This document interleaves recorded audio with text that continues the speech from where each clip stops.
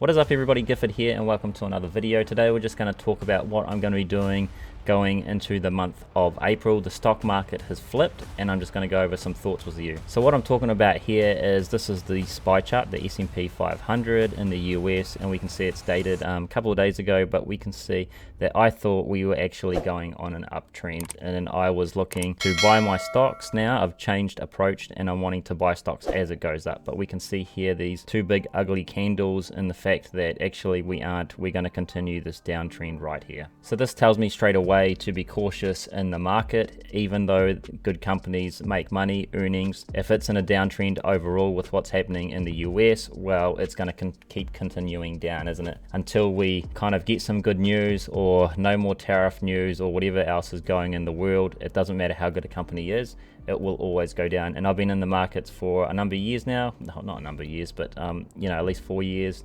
just to see good companies and bad companies go down, and then in the good times it goes back up again. One of the accounts I'm going to be using is my Interactive Brokers account. That one has the most spare money in it, and I've also put other money in there as well. We can see the performance year to date has been 24%, so that's pretty good. I've gotten some good wins out of that, but now I'm really trying to keep those wins because this account overall actually is still negative, as you know. But yeah, it's a good start to the year, and I'm not going to be doing some ultra high risk 100% returns because that's how I got into trouble last time. It just happens to be that I've gotten a good start to the year. The other big thing, because I thought we were starting to go on an uptrend, is I've actually put more money into my Interactive Brokers account to do some more trading with. Now you can see here, this is the receipt that I got for putting in $6,500. This is the money that I've been saving up on the side for when the market does go down, because as we've seen, we've had a pretty good market the last 8 months where everything just keep going up. To me, the valuations got too high on my companies, and therefore I started to actually save money in the side. So we're just over here at Webull, and it's just really easy to see my simple moving averages, or in this case I use exponential moving averages, the EMAs, and I've just got the 10, the 20 for the short, and then I've also got the 50 down here. And basically what I'm looking at with Celsius is to trade it short term. So when I mean short term,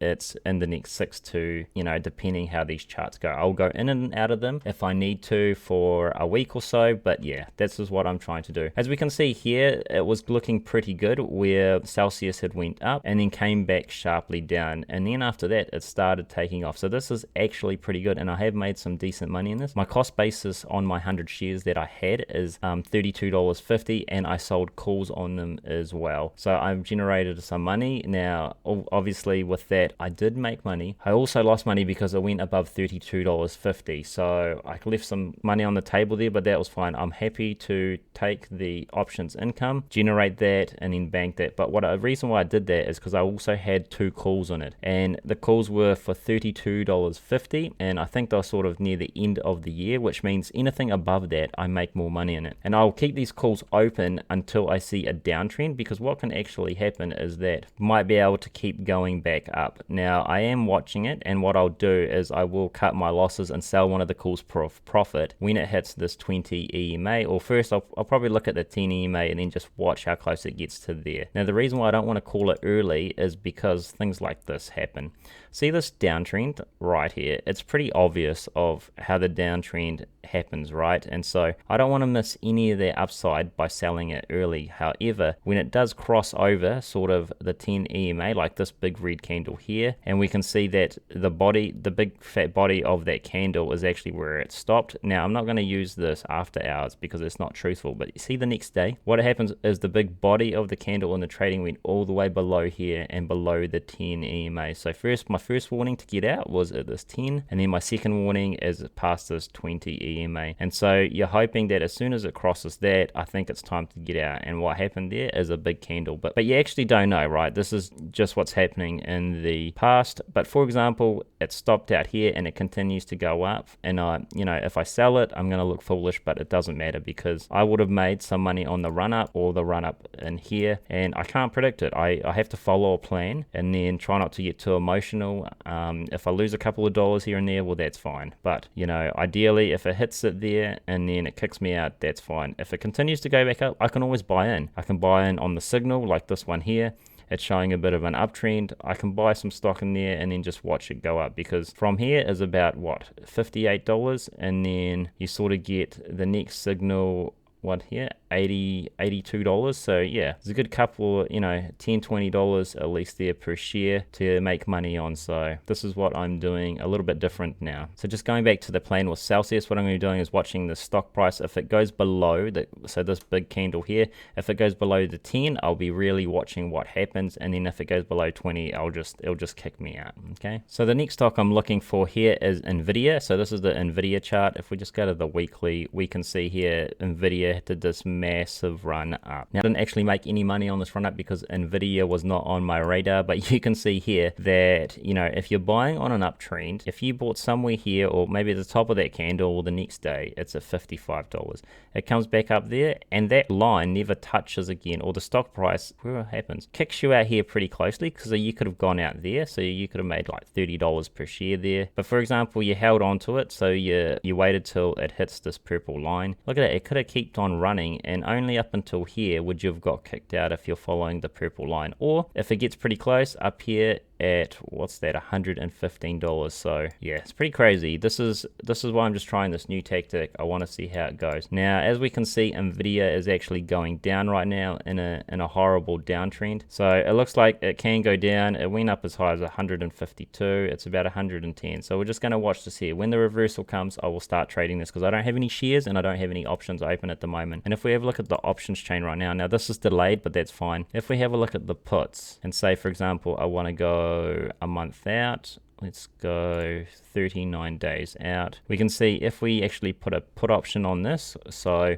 we're saying we're going to buy 100 shares at what, around about, where's the delta, having a look at this delta at about 0.3, so minus 0.3 delta, we can get $360 if we're wanting to buy, but we'd have to buy at $102, so 100 shares of that. But that's a pretty good return. That's over 500 New Zealand dollars for 39 days. That's pretty solid. So you'd have to have a bit of conviction, Nvidia, and what I'll be doing actually is I would only sell this option once I see the uptrend. Now you can get caught out, but what happens is if you were to sell it sort of, you know, say we're looking at this one here, if you were to sell it, the stock price was $125 and you sold it one at about 120, right? In an uptrend, it goes up a little bit, but it's going to give you time to be able to get out that trade, because it will go up and then obviously come back down, so you can profit off that. Or if you want 100 shares, then you can just hold it through and it'll come down here, and eventually if it expires in the money, then you're going to buy 100 shares and you'd have to be comfortable with owning that. But what I would do is probably get rid of it and sell it on a profit, as long as the expiry date wasn't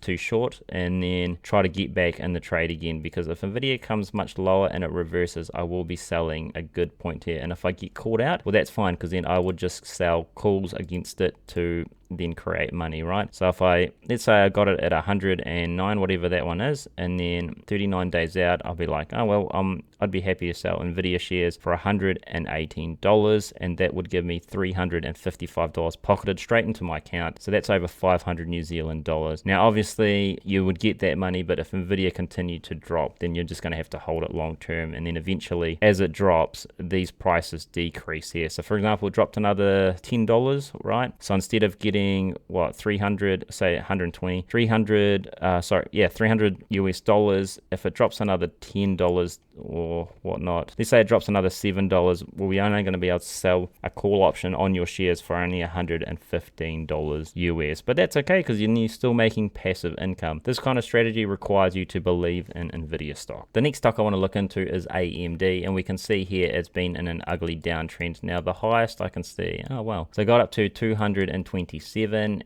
and then it's tried to come up multiple times. So this is probably a good time to be trading it, but yeah, as I say, look at how volatile this is. And then we get this nasty downtrend. Look at that. So what I would be doing is that I was actually trading Nvidia, and luckily I got out of it, and I did actually lose $80 US from it, but that's fine, because I want to be avoiding this bad trend right here. You can lose a lot of money. So this was what, 150, 160, 150, and then all the way down to 100 before even, yeah, see, that's pretty bad. So what I want to do is I'm watching this as it gets lower, and a stock will never just keep fall. Well, I guess it can, right? But what I want to do is when it does show some strength, strength and reverses, I will then go ahead and do another put option around about 30 or 0.3 delta to give me some safety, and then hit it back up and collect the premium. But AMD, as described by people as advanced money destroyer, has been a pretty bad stock to own, and so I want to definitely make sure that it reverses before I put any money into this. And the last stock I want to cover is SoundHound. Now I'm pretty keen to own more SoundHound. I've already got about,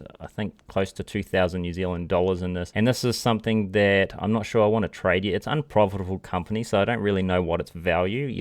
When it's unprofitable, you're looking at the growth ahead, and it's high risk, so I could lose that money straight up, because if they don't actually produce a profit, the share price is going to get crushed. Now I do have a little bit of a high cost basis because I started buying SoundHound up here before I was doing this kind of analysis to buy it on the lower trend. What I am expecting is that it's in a downtrend, so I'm probably just gonna keep losing value in SoundHound, and then what I'll do is I'll slowly average down in this company because it's still a small market cap and they've got some good gains ahead. I think they're going to be growing revenue from about 50 to 60% this year, and then hopefully next year they can get some more revenue back from some more of their products. So I'm hoping to do that. I'm not sure what I'm going to be trading. I'm just looking out for this in the near future. Obviously, if SoundHound does reverse and we kind of get back to these highs here at $25, then I will be selling some of my shares because I think it's quite overvalued for what it is. I got pretty excited and just started buying it up from the growth, but obviously this market is in a downtrend, so it's not really going to be cranking to the moon type thing. But yeah, something I'm going to be watching out in the next month. If this drops to something like $4, then I'm going to be definitely buying some, knowing that there's a good opportunity that it will come back again if the company executes in what they're trying to do. So the summary of this is just that I'm keeping an eye on these growth stocks right here.